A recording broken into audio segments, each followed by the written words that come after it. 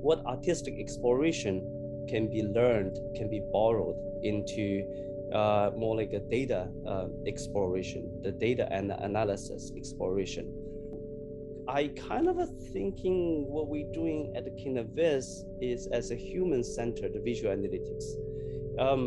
The key term is human-centered. It's like it's a lot of how we experience, how we connect to the information, to the input, to the other people, to the idea, and that's really is in the center of core of analytics. About 2013, my wife Diane, she's you just met her, and she's a dancer, choreographer, and we worked together to start Kinetech Arts. So one of the things that we encountered at the very beginnings, like we think, well, you just get people together, people from different fields, whether science, technology, dance, music, visual art come together, and that interesting gonna happen. But what we learned at the beginning was that, well, yeah, everybody do speak English, but nobody can understand each other.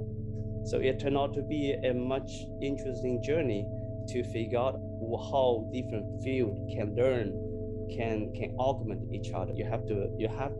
There's no direct measurement. You have to build your model. You have to collect the data, and then you have to fit your model. You have to find a way to validate your model, to figure out how much the error. So there are a lot of things that really leads to me to desire some sort of a system that helped me to work with the data, work with the model better, which is later on, as you can see, like that when we started KinaVis, a major effort purpose is to build some tools to help me to work with the complicated data model. Somewhere along the time, I start dancing, and there you go, and that is me somewhat dancing, and dancing turned out to be one of the best gift in my life, because it opened so much dimensions for me, and so many things that I previously have no clue. Like if you never eat watermelon, you probably don't know what you're missing. But once you eat watermelon, you know what you have now. So it's quite amazing. One question we keep on asking ourselves is like, why data visualization? We want to illustrate an ideas or information, piece of information or opinions, and we want to connect to people. So that's for most people. I think when we first thinking about data visualization, we first thinking about we want to illustrate, and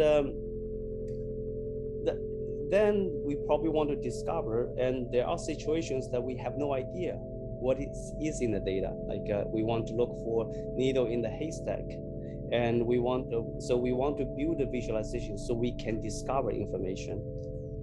Or sometimes we just for the beauty of it, and it's really beautiful, and we're not worried too much about the purpose or why we want to do it. It's just like the beauty might be good enough.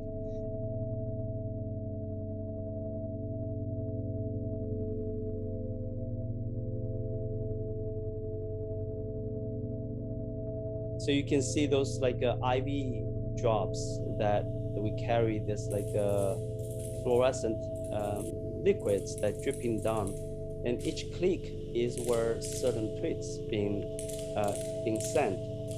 And at the bottom you see those lights. The lights responding to is a tweet coming from a human or coming from a bot. If it's a human, you see the slow flash.